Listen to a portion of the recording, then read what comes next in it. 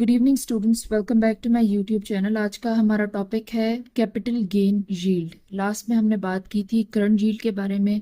आज हम बात करेंगे कैपिटल गेन यील्ड के बारे में। सबसे पहले I tell you the difference. Current yield का मतलब होता है कि जो भी आपने इन्वेस्टमेंट किया उस पे आज की डेट में आप कितना प्रॉफिट अर्न करें in terms of percentage.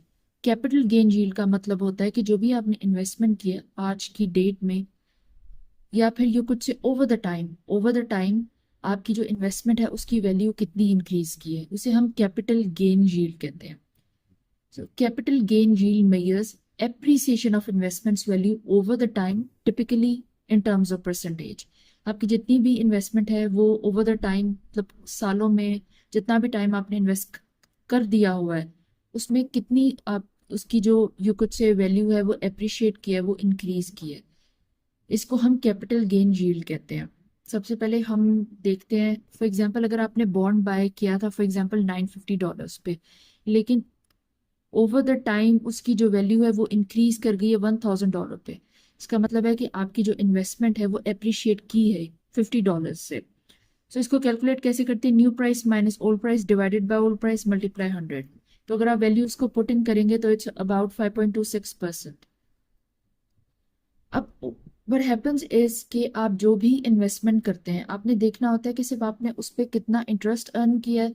Second में आपने पॉइंट देखना होता है कि आपकी investment over the years appreciate किया या डेप्रिशिएट किया, ताकि आप देख सकें कि कौन कौन से फैक्टर्स वर लाइंग बिहाइंड आपकी इन्वेस्टमेंट जो है वो कितनी वर्दी थी। नेक्स्ट टाइम आपको इसमें इन्वेस्ट करना चाहिए कि नहीं, आपको इन्वेस्टमेंट को कब तक होल्ड करना चाहिए, कब इसको सेल कर देना चाहिए। तो ये सारी चीज़ें बहुत इंपॉर्टेंट होती है। अगर आप कैपिटल गेन यील्ड निकाल सकते हैं अपनी इन्वेस्टमेंट की तो आप इन चीज़ों को कैलकुलेट कर सकते हैं, बहुत सारे लॉसेस से, रिस्क से आप बच सकते हैं।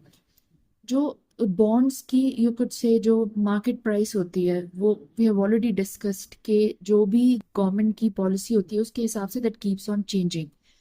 तो जैसे ही आप कैपिटल गेन यील्ड कैलकुलेट करेंगे तो आपको पता चल जाएगा कि ओवर द ईयर्स जो आपने होल्डिंग की हुई है आपकी इन्वेस्टमेंट एप्रिशिएट की है, इंक्रीज की है या डिक्रीज की है।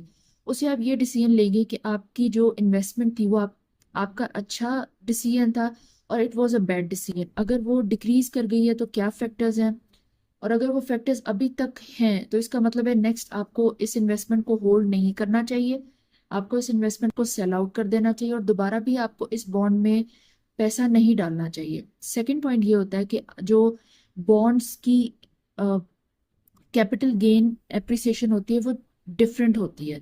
बहुत तरह के बॉन्ड्स आपको अवेलेबल होते हैं मार्केट में। हर बॉन्ड की जो कैपिटल गेन वैल्यू होती है वो भी डिफरेंट होती है। कैपिटल गेन यील्ड और value whatever you want to say वो भी डिफरेंट होती है। करंट यील्ड भी डिफरेंट होती है। तो जब आप कंपैरिजन करते हैं तो यू गेट टू अंडरस्टैंड कि आपको अपने जो इन्वेस्टमेंट है आपकी, आपको इसमें रखनी चाहिए या फिर आपको इसको ट्रांसफर कर देना चाहिए, किसी और इन्वेस्टमेंट ऑप्शन में डाल देने चाहिए पैसे, या फिर किसी और बॉन्ड की तरफ ले जाने चाहिए। तो ये सारी चीज़ें बहुत इंपॉर्टेंट होती हैं। प्लस आपको ये भी पता लगता है कि इकोनॉमी के मैक्रोज ख़राब हो रहे हैं, मज़ीद कितने ख़राब हो सकते हैं। You tend to research them, study करते हैं आप उन्हें, तो आपको ये चीज़ पता लगती है। आपके पास जितना भी पैसा होता है वो ऐसा नहीं है कि एक दफ़ा आपने किसी इन्वेस्टमेंट में डाल दिया, किसी भी ऑप्शन में आपने पैसा डाल दिया, बैंक में रख दिया या बॉन्ड्स में रख दिया, स्टॉक मार्केट में डाल दिया, तो कई सालों तक, 10 साल तक, 5 साल तक आपने देखा ही नहीं। इस तरह से इन्वेस्टमेंट्स काम नहीं करती, बिकॉज इससे क्या होगा, अगर आप देखेंगे नहीं आपका पैसा ओवर द टाइम डिक्रीज करता जाएगा, उसकी वैल्यू डिक्रीज करती जाएगी।